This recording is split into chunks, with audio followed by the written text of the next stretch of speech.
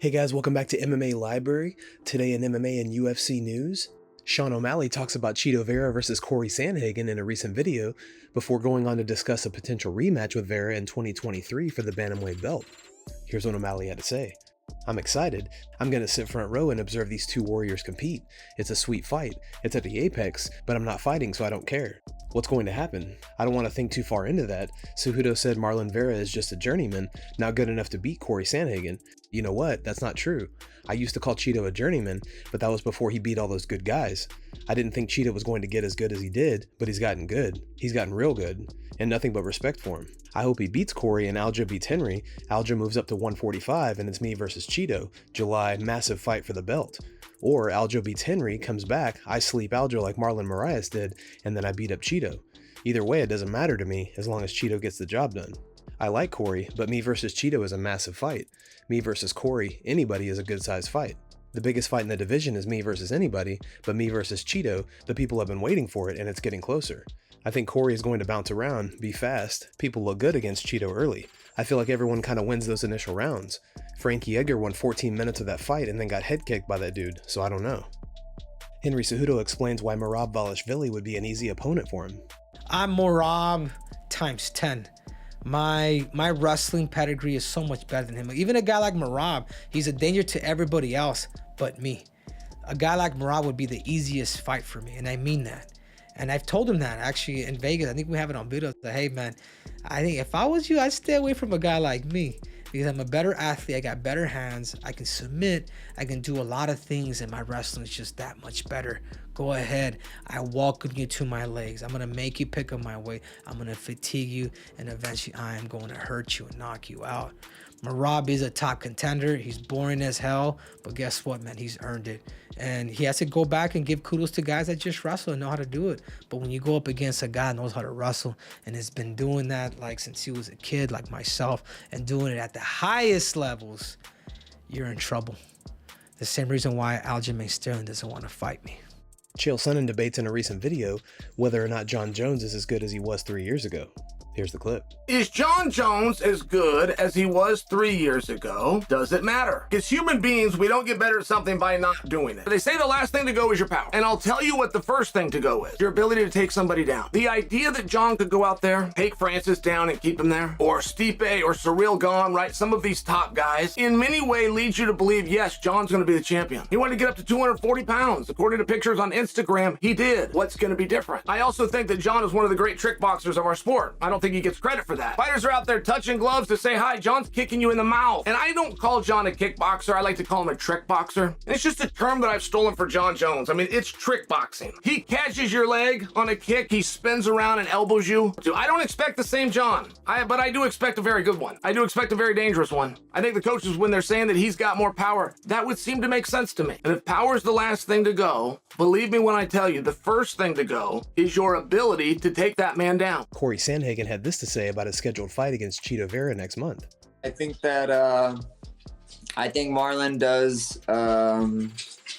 He definitely starts pretty slow, but I think that has to do with a lot of the same thing that I was just saying before, where I don't really see Chito as a super athletic guy, especially compared to a lot of the other people in the division, especially in professional MMA at the top of the UFC. I don't really see him as a particularly athletic guy. So I think that he kind of has to have people lose those powers in order for him to compete really well with them. And he does do a good job of like sucking those powers out of them with his pressure and with a lot of the tools and stuff that he uses. But I think that that's more or less where that comes from, is because he has to fight on an even plane, and I think a lot of these guys are a lot more athletic than him, and his ability to like take that away from them is one of his stronger advantages. Have you been impressed by his recent run? Not really, honestly. I think the way that he's been winning is not a reliable way to win. I think when I think about like some of the best fighters in the world, or what I foresee me trying to become is, which is the best fighter in the world, it doesn't involve a lot of unreliable winning. Jake Paul joined the Schmo to discuss whether or not he'd be interested in a fight with Donald Cerrone. Here's the clip. What do you think of Cowboy Cerrone calling you out? Called me out? Yeah, I did. What did he say? He says he would love to fight you. You're a money guy. You can get a big bag by fighting you. He obviously retired from the UFC, working on his movie career. Damn. Is he out of his UFC contract? He's done. Interesting. I mean, I don't know. Like, I'm kind of tired of beating these old dudes up like that. You know what I'm saying? So, I'm just trying to get someone in there who is younger. But they're all scared, honestly. They're just trying to protect their record, Schmo. I mean, you know. Michael Bisping and Anthony Smith discussed the fight set to go down in less than 2 weeks between Kelvin Gastelum and Nasruddin Imavov. Paris event, you were at the Paris event. Remember he fought Joaquin Buckley? Yep. And he got a little tired towards the end of that fight, but he looked really, really good the whole time. So I think this is a good test because Gastelum's always right there at the top of the division. He can beat anybody at any given day. So I think that's a really intriguing fight. It's a big fight for Nasruddin, for sure. You know, when you look at Kelvin Gastelum, I mean, he's had an unreal career. He's had a lot of big fights. And he's still only 31 years old. You know, that's he's very crazy. Isn't it crazy? Because if I'm going to go down, I'm looking at his Wikipedia here. He was on the Ultimate Fighter in 2013, so 9 years ago. Since then, he's had a good run. He went on a 4-fight win streak. Lost to Tyron Woodley. What? That wasn't for a title fight, obviously. Was that a title fight or was it before Tyron was the champ? Anyway, then that was Tyron's last fight before a title. Right. Oh, okay. Then he beat Nate Marquardt, whatever. He went on a good run. Right. But, I mean, just lately, there's more reds. The only person he's beaten lately is Ian Heinisch. He's 3-1-5 in his last 6. But granted, that sounds terrible. It's kind of like Darren Till to a certain degree. Tim Welch and Sean O'Malley discussed Dana White's power slap in a recent podcast. Here's the clip. Seriously. So Dana White got the deal with Rumble on, but it's for the Slap Fest. Oh, okay.